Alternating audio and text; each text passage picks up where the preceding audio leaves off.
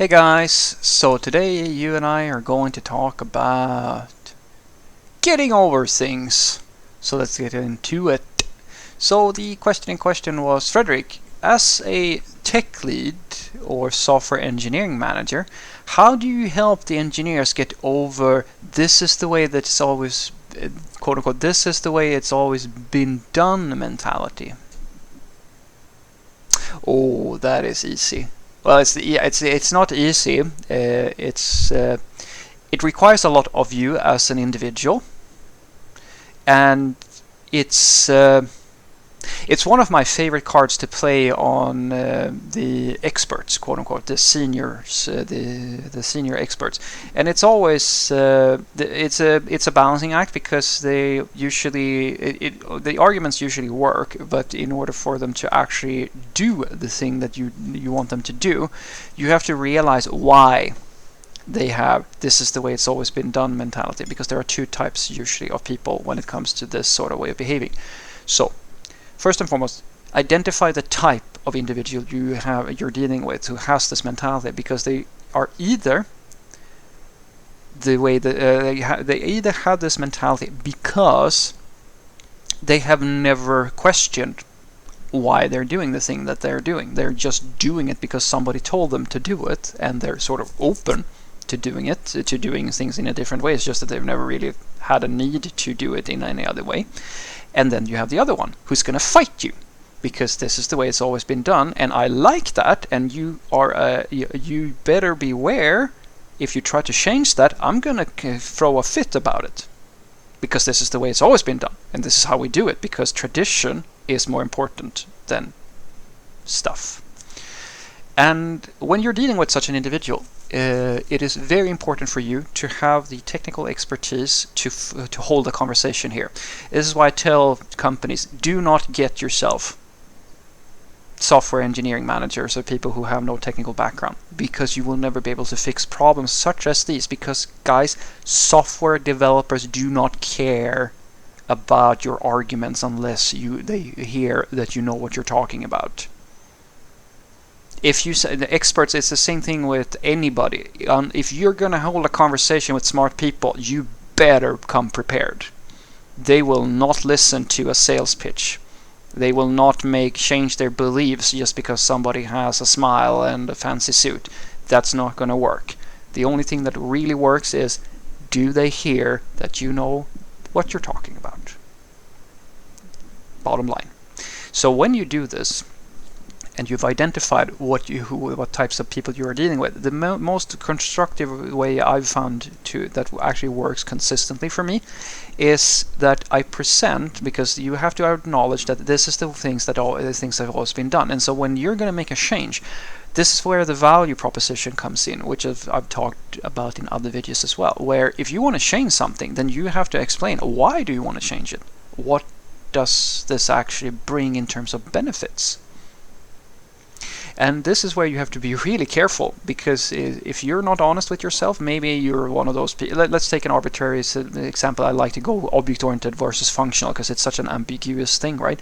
Where you might be a functional person or an object-oriented person, and you go, why are we doing functional or object-oriented programming? Why are we not doing it this way instead?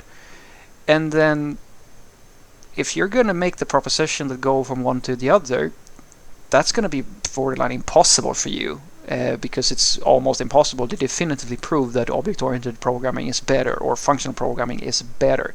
It's two different ways of doing something, but it's such a high-level concept or abstract thing. There are so many variables that it's impossible to say that this is definitely provenly going to be a better solution, right? In such a scenario, it's better to take the approach that, hey, I have the suggestion, are you open to try it out on a small scale? Which is what I like to do. I usually say to tell people that it's very hard to sell a big change, but it's usually very easy to get people to try something out, and then you have to own it. Usually you have to drive the thing, because the best thing is if nobody's going to oppose you, then that's your best situation usually, because now you're free to do whatever you want, because nobody's standing in your way. It's just that you can't be lazy in that scenario and not actually make the thing happen, because the problems usually happen when you try to get other people to do stuff for you. that is a very different sort of thing. But in the other scenario, maybe it's not something so fluffy and ambiguous as like benefits of paradigms and stuff like that. Maybe it's actually something very concrete. I'll give you a concrete example from my own world, where I was dealing with an architect who was telling me about this obnoxious problem about session management between 3 systems. And there was a central identity managing system that created a token for one system, and then of course the problem is that it also connects to other systems where it creates other tokens for sessions. But what happens if you go to system A and log out in system A? Then the session is still valid in system B, so you're not like a single sign-on experience, right? You get signed out into system B, because the identity manager doesn't know that you just killed the session, because if that doesn't, if the system A doesn't call the identity manager and says, hey, kill the session, and then that manager would have to go and kill the session, depending on because they had this setup where there's a session in system A and system B and a session in the identity manager. So it became this really weird situation where you had to kill sessions in multiple places at the same time. And so I asked, well, surely it seems to me that the session management on the A and B systems, maybe that should just happen through the identity manager, like you have a central place, and rather than having different lengths, because the session for the identity manager was like 5 minutes or something like that, and in the other systems it was like an hour or something like that. And I said, so surely that identity manager, it probably is more feasible if you wanted to validate if you have a valid session, that the other systems connect to that central location and check, do you have a session in this specific system? And that could probably be a solution. And then he smiles a slightly arrogant smile and says, yes, but it's not the way it's done. And I go, what do you mean? Well, because the system isn't designed to be able to do that. And I go, why not? Well, because, and he looked at me like I'm sort of weird. Oh, well, because it wasn't designed that way. And I go, can we make it do that thing? Because it's our product, so surely we could change that behavior. And he just looked at me like, yeah, I suppose. So and then I sort of started getting annoyed at him, and I said, well, okay, you've told me 3-4 times now what the problem is. What is your solution to this problem? Because we can't stand here and just discuss how this is working and how it can't work. How would you solve it if you could solve it in a different way? Because it's not working. We have a problem, and no amount of talking about how it is done today will change that fact. Tell me, here and now, how would you reimagine this solution so that it fits today's use case? And then we finally broke out of well, this is how it works. And he's like, oh, okay, if I were to redesign it. And then he started drawing on the whiteboard. Well, I probably would do this, and then we could move and make progress. And I give you the same tip. If you're dealing with engineers where there is a problem and they say this is the way it's always been done, just ask them, okay, how does it have to work in order for it to work well? Because this way that it's always been done bullshit is based on the idea that someone is, like, for some reason it matters more how it's been done, or if it's the right solution, or like there's some other arbitrary reason that is not end result. And that is the thing that I always drive for. I do not care what the rule book says. I don't care about what you think is true. I don't care about how we've always done it. I care about what are the results. If you can't bring me results, go back to your code and fix the results. That is the only thing I care about.